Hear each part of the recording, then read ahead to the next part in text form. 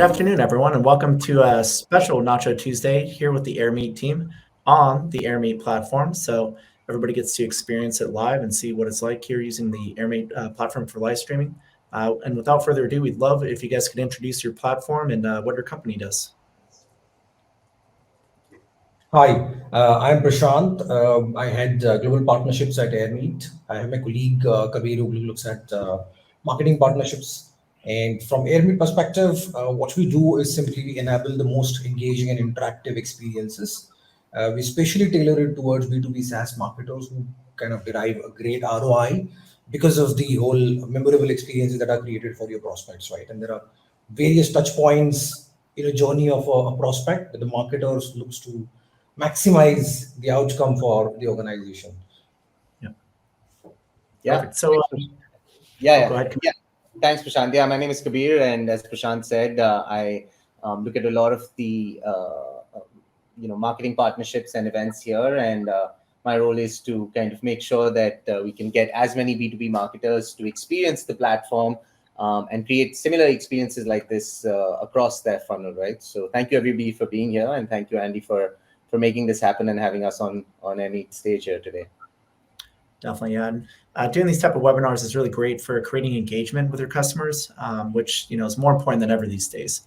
As you know, the SaaS market is very crowded, so it's really tough to stand out these days. So getting that type of engagement is very key. I guess given that it's a very crowded space, what kind of tips do you have for SaaS marketing in such a crowded landscape? Andy, if I may take a second here, just to welcome everybody, and for folks that have not been on the Airmeet platform, to just do what we like to refer as basic housekeeping to welcome you to the Airmeet platform and tell you a little bit about how you can engage with Andy, Prashant, and myself on stage and with each other as well. So if you look to the right side of your browser, you'll see what's called the right-hand side panel, and you'll see multiple buttons that showcase different ways that you can engage with us, right? So you'll see a chat button that obviously allows you to be able to comment on what we're saying, say hello to each other.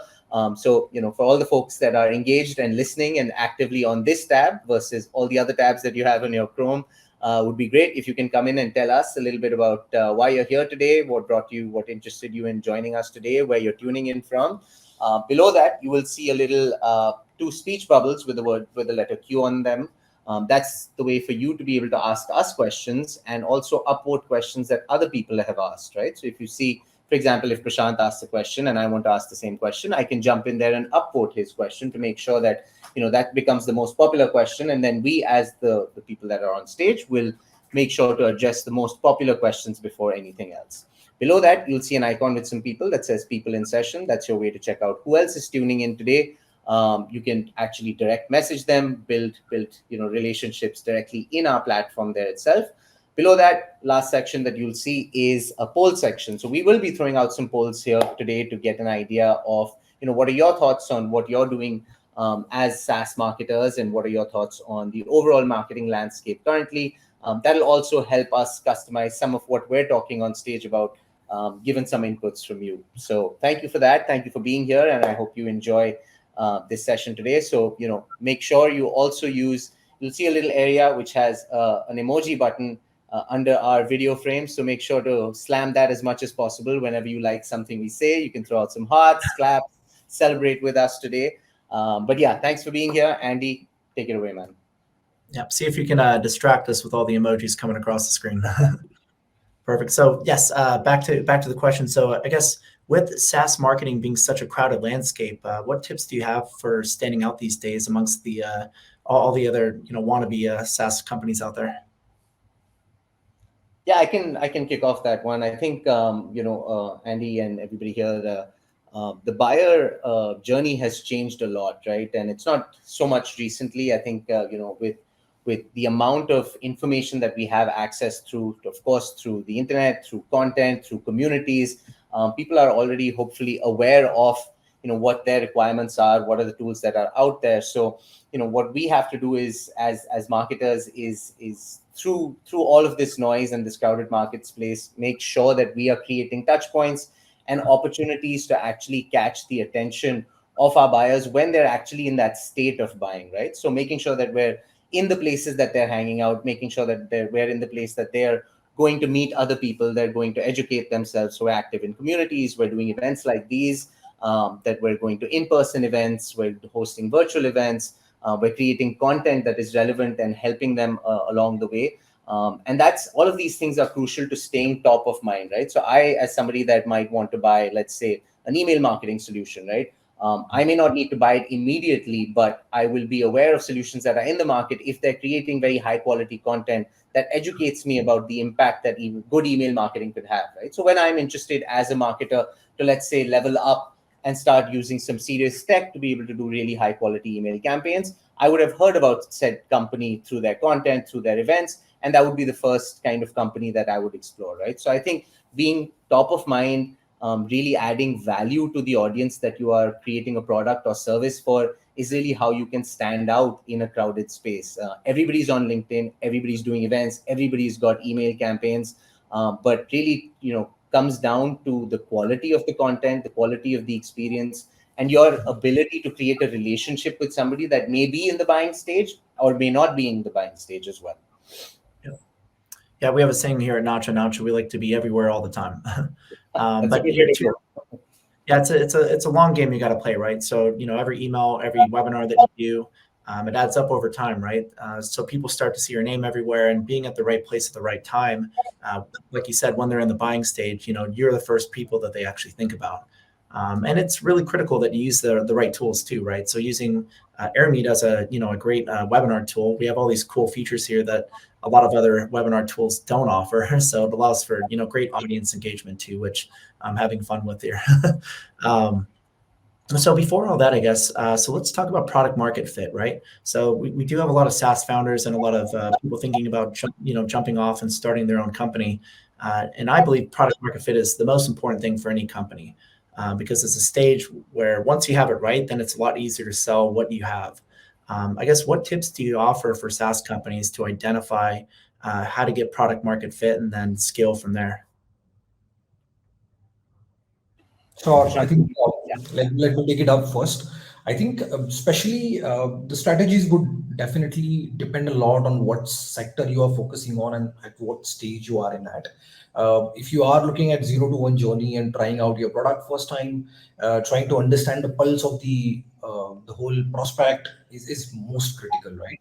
Reaching out to him in the right time happens if you understand the ICP really, really well.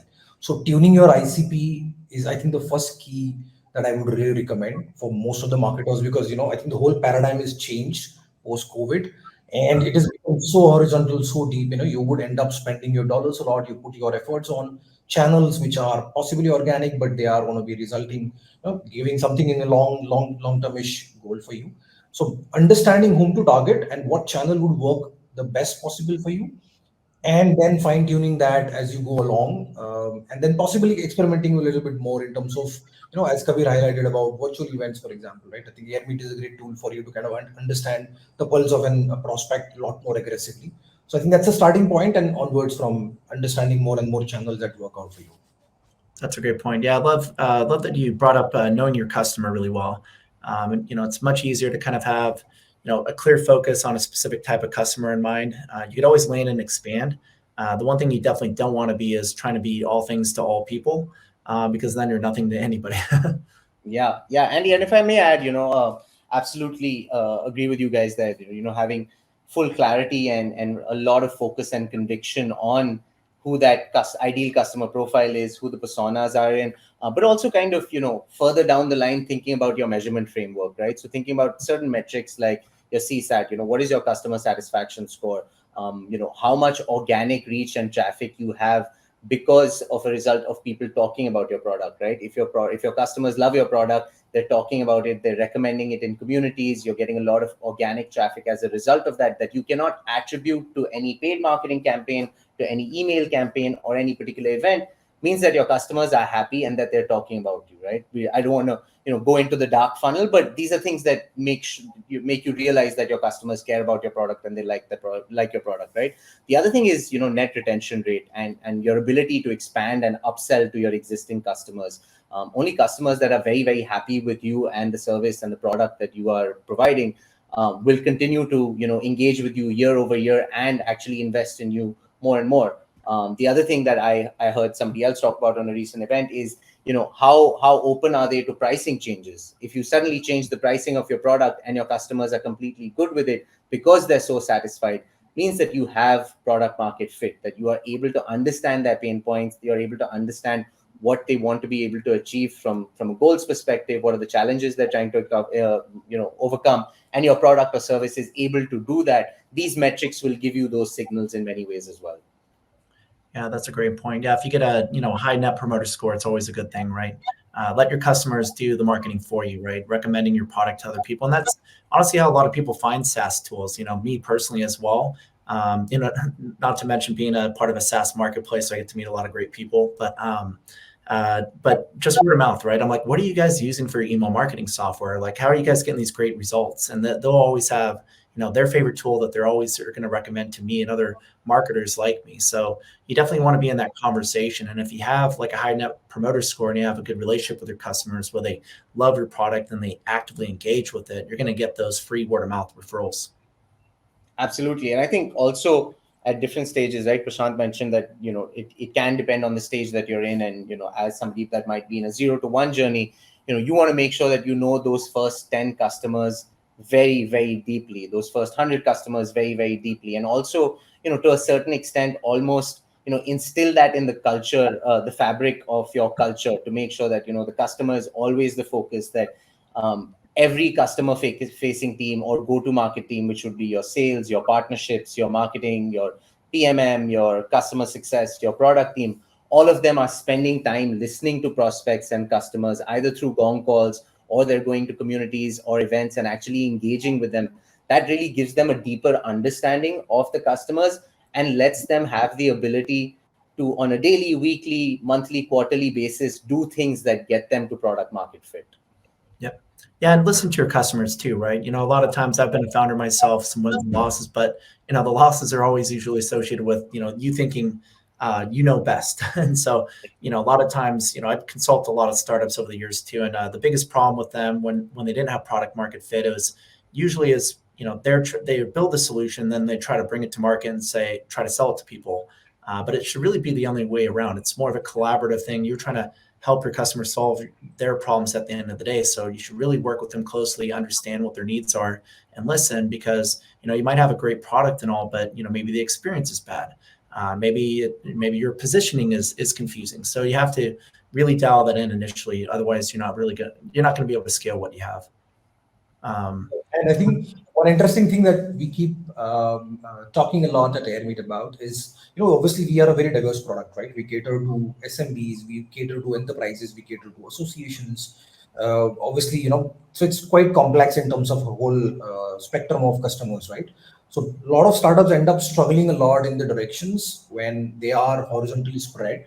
So one of the advice I keep giving to startups where I work closely with or advise is to kind of focus on a specific ICP in a lot more finer details. It's just not about geography. It's about the stage of the company. It's about the pain point that they're looking to address. There are going to be some customers whom you have to say no a lot more at early stages, and that kind of helps you have a more razor sharp focus on what you really want to kind of build on, and take that feedback and improvise the product and then jump onto something else. Imagine somebody just trying to go after enterprises when they wouldn't be really ready for it. It's going to be a lot more harder to achieve your product market fit then and then, right? Versus focusing on something that makes sense early on. And another point there is channel. So product market fit also comes with a channel fit, right? So there are going to be channels that cannot work for you in an early stage immediately, like for example, paid marketing on a specific channel, right? So what's the channel that will really work out for you is something that you have to watch out for. Yeah, perfect. And I was going to jump to that in a little bit too, but yeah, there's some great strategies too. So for a lot of startups, you might not have the budget, like you mentioned, to spend a lot of money for a high CAC to acquire customers through advertising. But there's other strategies that where you could actually, it just takes a little elbow grease, but you could acquire customers for zero CAC effectively. And some of the strategies include, product-led growth, right? So talking about a high net promoter score, making your product inherently viral. What are your thoughts on, building a product that's naturally viral by nature, assuming that you're making your customers happy and they're willing to use these tools and spread the word about it? Yeah, I can jump in on that one. I think primary kind of goal for product leaders, founders that are that want to invest in PLGs is it's important to remove as much friction as possible, right? Like make it as seamless as possible for somebody.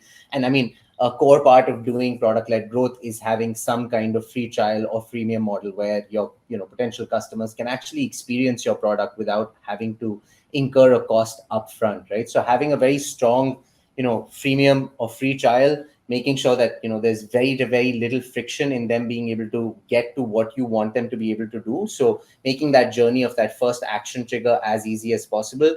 And I think also just data from a product team perspective is important, right? Knowing what is the depth of usage, where are the drop-offs coming, where are people getting confused. That's how that viral loop can get created, right? You're actually analyzing how people are. A lot of people just sit and watch videos of how people are using their products, right? So that they can see where are they getting stuck, which is in the UX, which is the button that is not working out, or how can I display a feature or visualize information in a way that they're able to get to what we want them to do, or what ideally that persona should be using this product for based on their use case. How do we get them to do that in the quickest, most easiest way possible? That requires a ton of experimentation and removing of friction and making that journey as seamless as possible. Yeah, that's a great point. Time to value is very important too, right? So it's not just, it's not like just a cost thing, just giving it away for free. It's people are busy. They have a lot of options out there. They don't have a lot of time to experience value from your product or any other product for that matter. So really focusing on, like you mentioned, lowering friction, simplicity, get people into your product to realize value as quickly as possible, where there's enough there and value where they say, I need more. When you have that moment, then you could ask for more information from people. You could upsell them.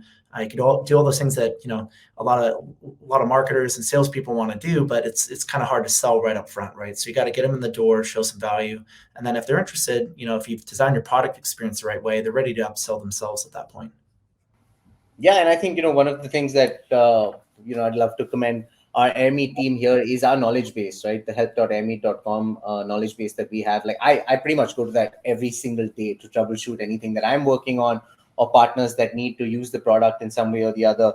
Before going to our customer support team, or before reaching out to somebody on the tech team, I always go to help.airmeet.com. So having a very strong foundation of content, educational content around your features and your product is a very essential part of PLG, right? Giving them the confidence that they can use your product seamlessly, easily by themselves, not get intimidated, not have to reach out to somebody.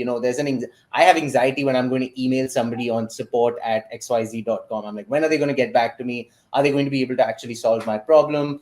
So having a very strong education element around your product, and of course customer support, right? We also have a very strong customer support function that is available to all free and paid customers, that is 24/7, so they can jump into a lounge and actually ask any question about the product at any point they want. So that becomes a very core part of doing product-led growth well, where you're empowering your prospect, your customer, to be able to explore and use your product without too much friction.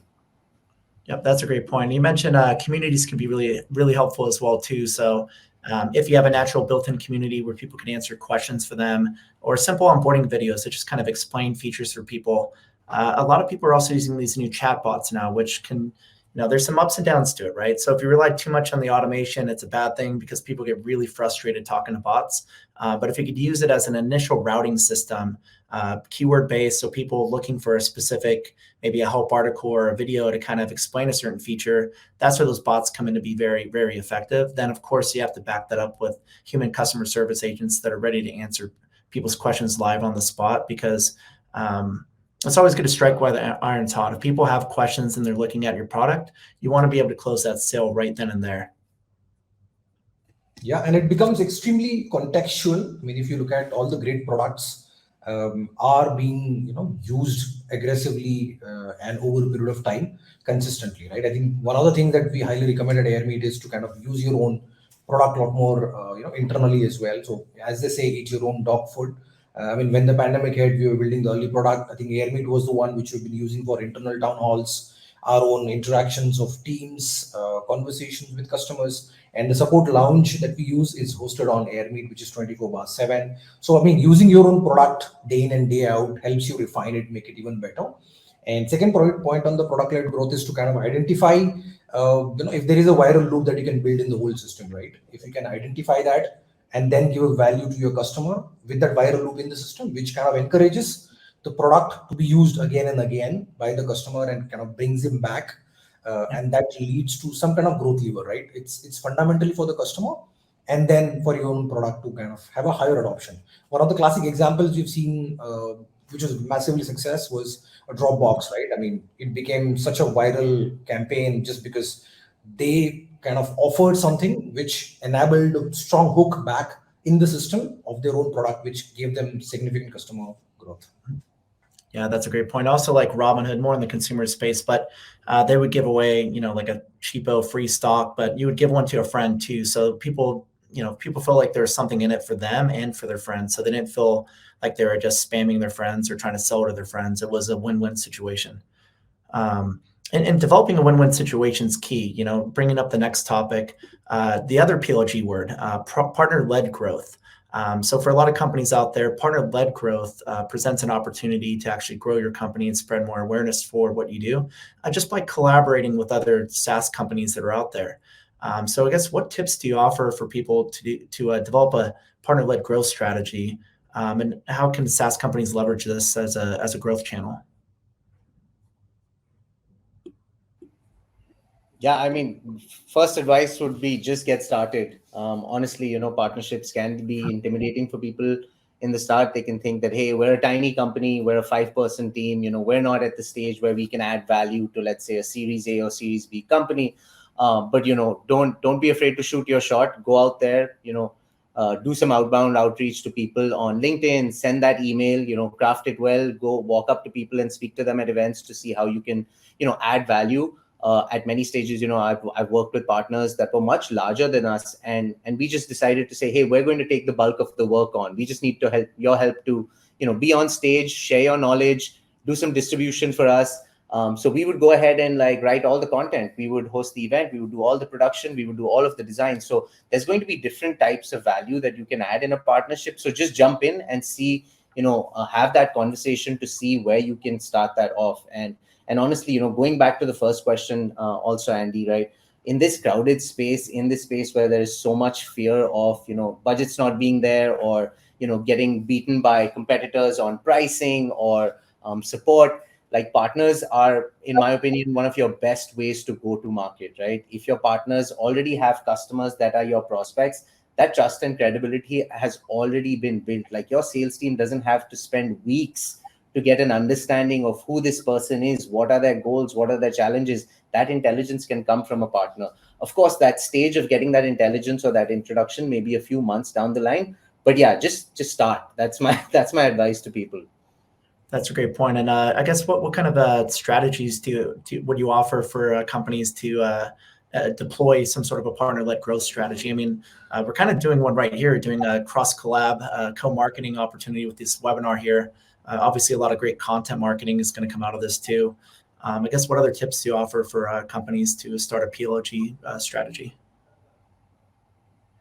Yeah, I think, like you said, events like this, finding, going back to that first point that Prashant also made about knowing your ICP, starting off with partners can be very beneficial if you have focus, like other GTM motions, right? So make sure that anybody that you partner with, you have data to back that there is an actual overlap in the customers and audience that you're going after. Don't just partner with somebody because they've got a sexy brand, or you feel like they've got a ton of following on LinkedIn, or you feel like there's that they're a really cool product. Use data.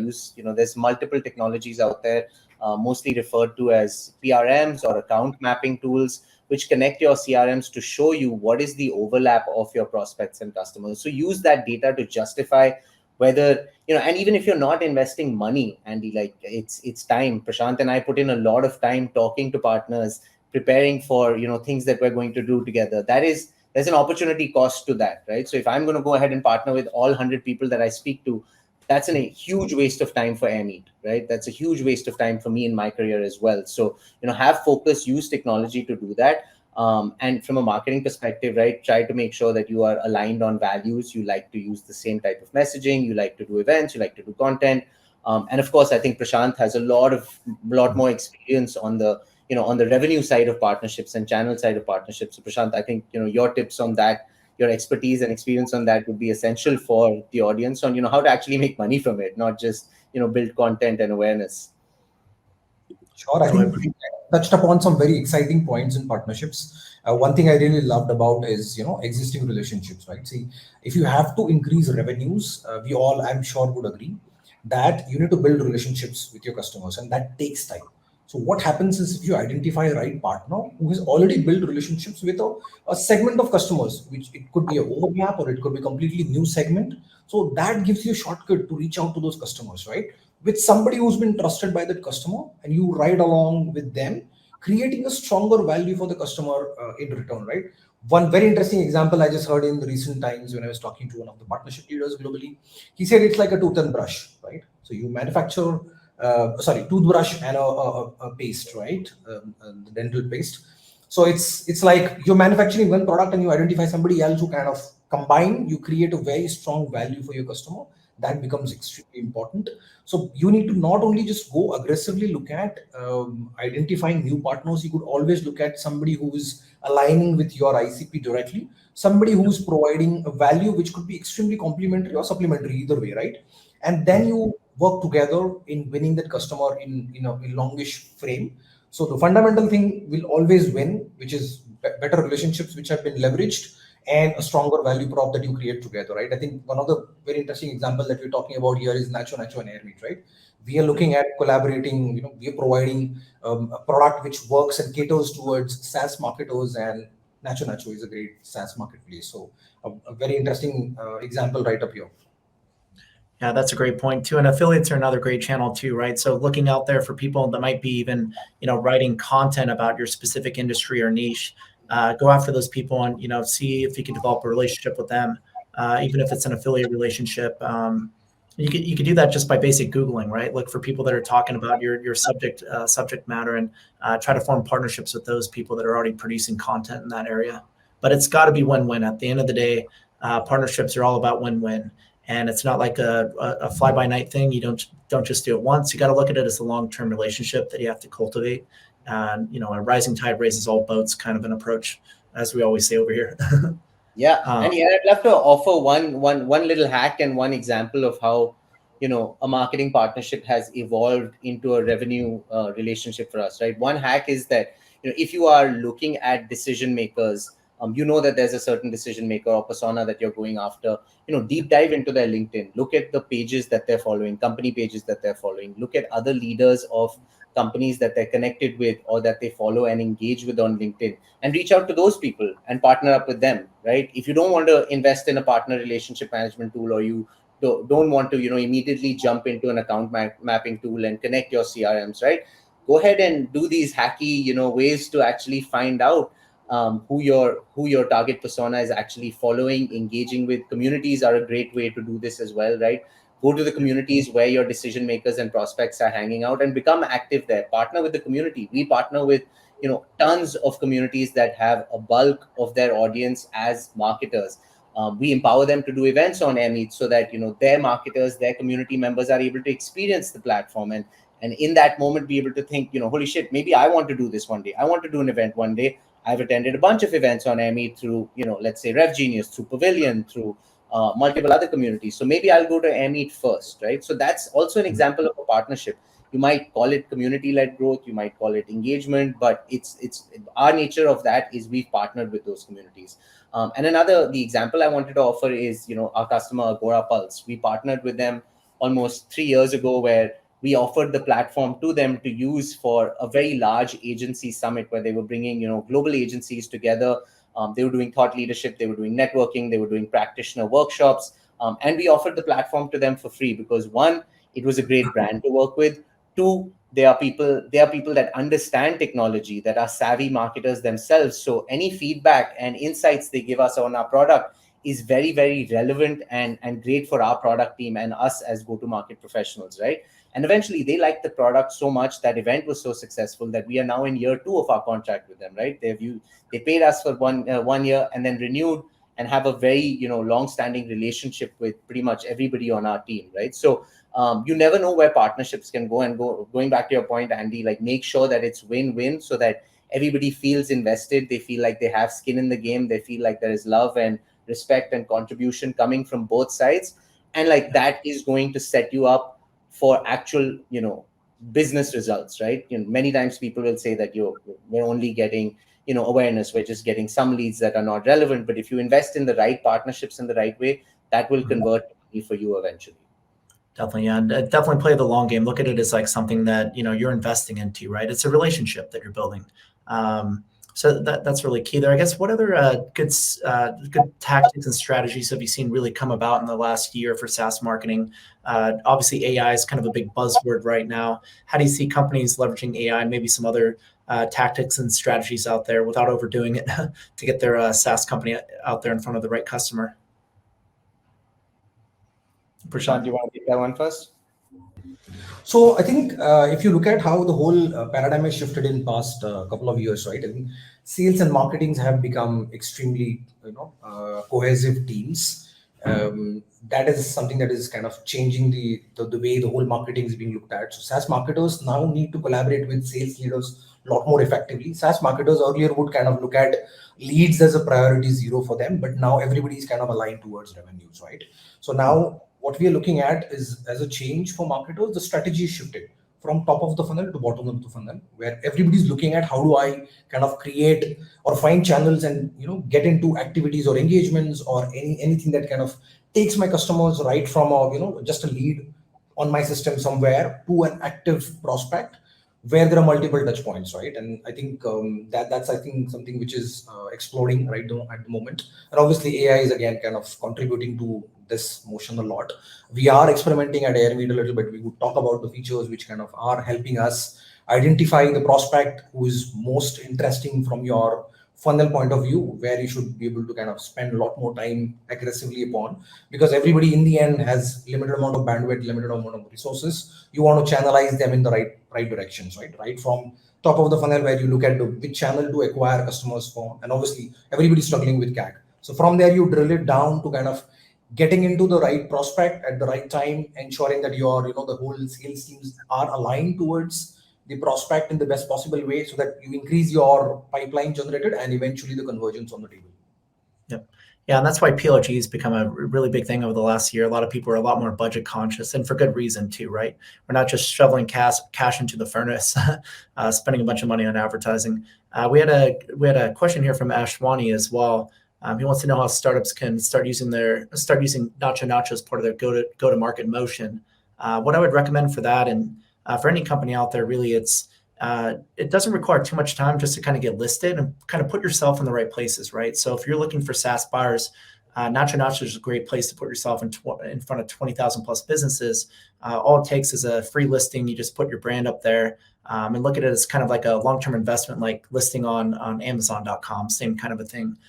There's several other marketplaces out there as well too, which I definitely recommend. Companies should be everywhere all the time. So if there's a place where people are buying software, it definitely makes a lot of sense to be there as part of your go-to-market. And it doesn't require any money for any of these listings usually, and it gets you nice exposure that kind of builds over time. So definitely, not to toot my own horn, but that's kind of what we do over here. I guess back to some companies that have really nailed their SaaS marketing strategy.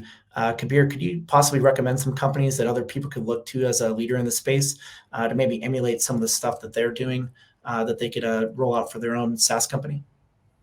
Yeah, I think specifically for let's say MarTech and customer success or sales tech, Gainsight, Gong, Wingman, Clary, Chili Piper, recently Apollo, which has raised a ton of money and done an excellent job with their marketing, their community, their events.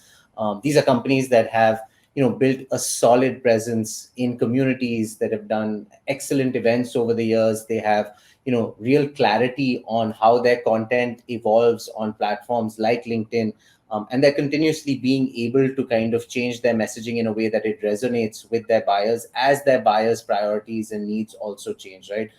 And some of the new contenders out there, I feel like, I spend a lot of time on LinkedIn. So there's there's a ton of companies that are kind of new out there that are taking a completely new approach to it, right?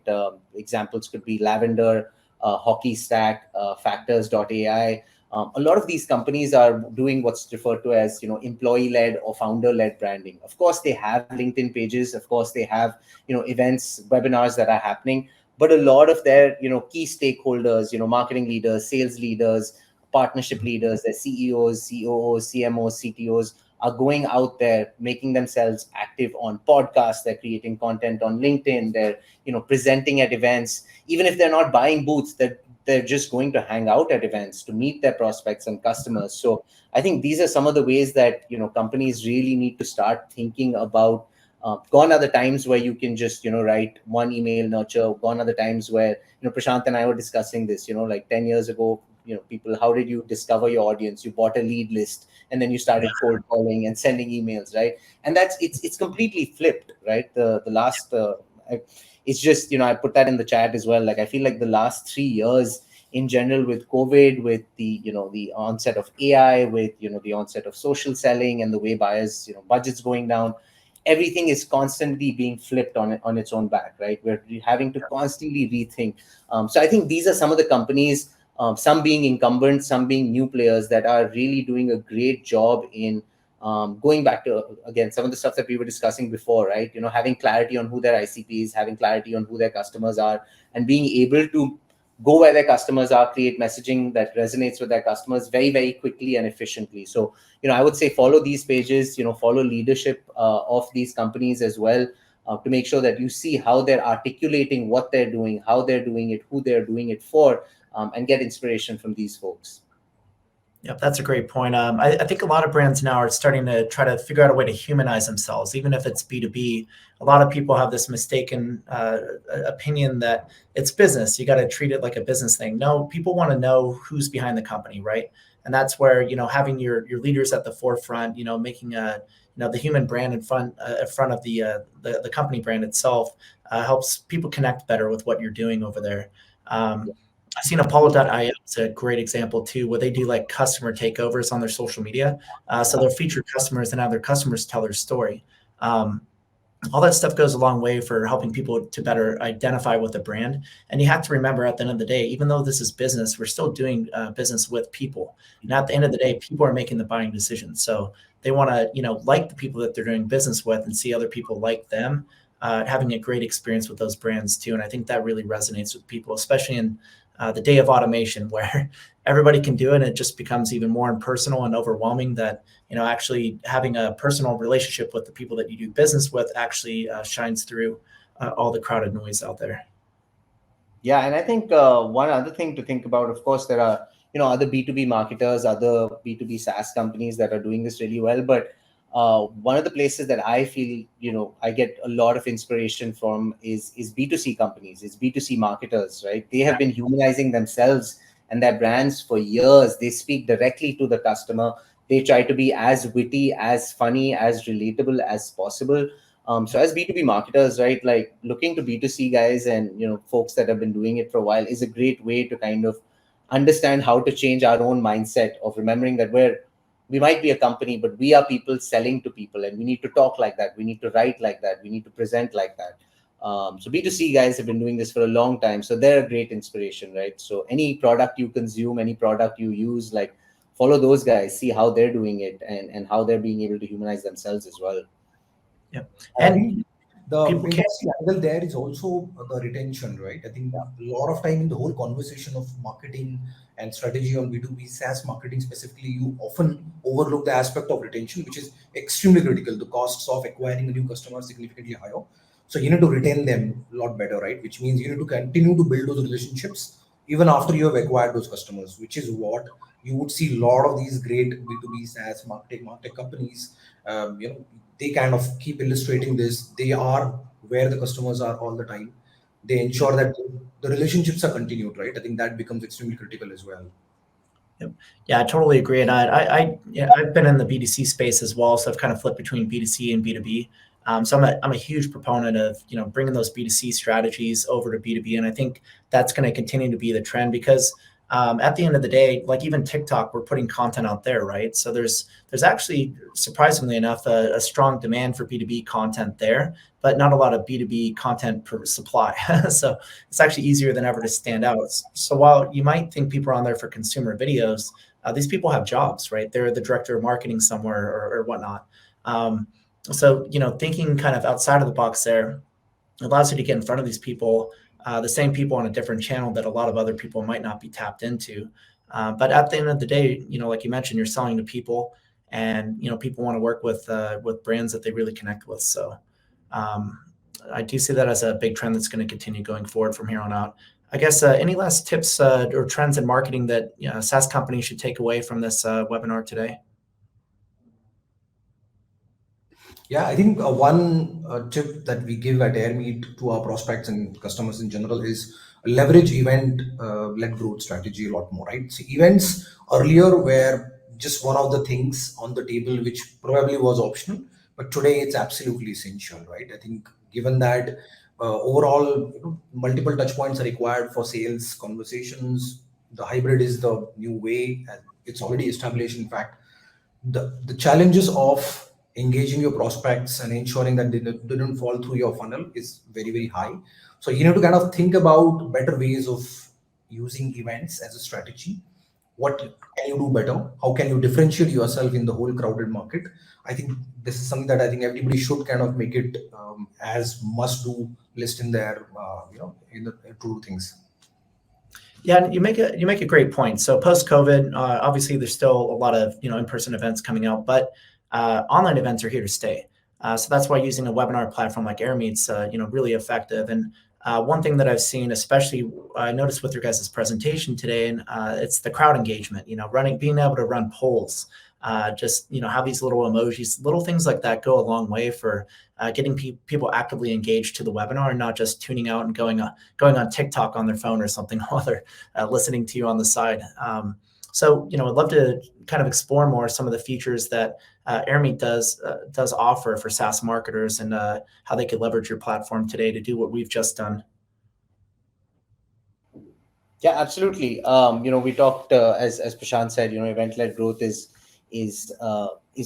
it can be used all across the funnel, right? And it's such a great way for you now. And Prashant was making the point earlier about how marketing and sales teams need to be cohesive units, right? And if you remember how events happened before, you would get the lead list either from a field event or from a virtual event. You would download the list, give it to your sales team and say, hey, here it is, go out, do your thing, reach out to these people, right? But you now have to empower your teams with much more. So let me give you some examples of how we've created intent today, right? One was showcasing the features that people can use to be able to interact with us.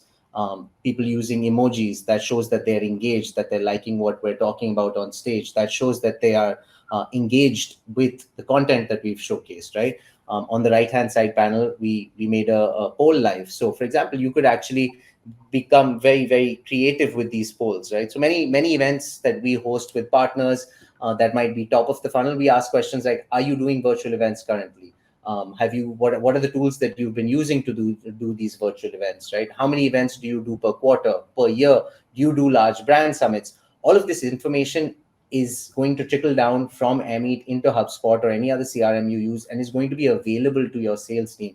Now that is really, powerful information that they can use to be able to actually build relationships on top of anything you're using from a Sixth Sense or a Zoom info or anything that is giving you intelligence about that prospect. But this is intelligence that you're creating in the moment, in the event, live, which has multiple purposes, right? It gives you intent data, but it also engages and interacts with the audience. So polls does that. Questions, our sales team is able to see who asked a question, what was their question. They can use that information to build a relationship in that first email, in that first phone call.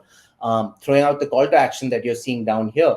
One, it drives traffic to different assets that we wanted to drive it to. Plus, we also record who's clicked on that, right? So somebody from our sales team can reach out saying, hey, we understand that you downloaded our event-led growth report, or you watched, replays, I'm going to throw out another call to action here, right? So I can say that, I saw that you clicked on our event-led growth series that's called Eventions. Did you watch some of the replays? Which ones resonated the most with you? Can we potentially help you create experiences like this for your company, right? So this is great ways that the platform allows you to create interaction, but also, share really cool information with your sales team that they can use to be able to build those relationships. And the last bit I wanted to also mention here, Andy, is that we've got a resource section as well, right? Which is also very dynamic. You can put in whatever you want. You can put in a PDF that you want people to be able to download, or you could put any web-based link that is yours, somebody else's. It's up to you how you want to create value for your audience and how you want to use those signals to be able to build those relationships. So if you go down to the section that we have called resources, you'll see that there's already a link there that's available. Now, if you click on that link and go and look at our ROI report that we partnered with this organization called GTM Partners with, if you download that report, of course, we're seeing that you have intent, but I'm able to see that people have clicked on that as well. So this is all the data that flows. So we're not only seeing, how many people showed up, how many people registered, where were they coming from, which device. That's table stakes now. We want to create intent that sales and customer success teams can use to, build new relationships and bring depth to existing relationships. That's a great point. Prashant, anything to add to that? Yeah, so I think Kabir explained it really, really well. I think what I would do is to kind of take it a little more deeper. See, we talked about ICP long back, right? Early in the conversation. So how do you identify your customer? Now, Kabir is talking about the intent of a prospect in a webinar that you're doing. I would like to take it even further, saying, hey, intent in the context. So, if you understand the prospect, if you understand the intent, but if you don't act onto it within the context, you probably would lose out on that lead eventually. But imagine that, you have this intent saying, hey, you had a prospect, he was keen on talking to somebody, he visited your booth, he sat on the table, who wanted to interact.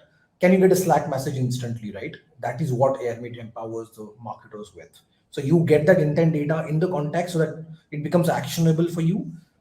Then it kind of that leads to the maximum possible ROI, because obviously your lead is hot and you can take an action in the same instant, right? I think that's something which is very, very important from a marketer's perspective and sales teams as well, and especially the leadership perspective.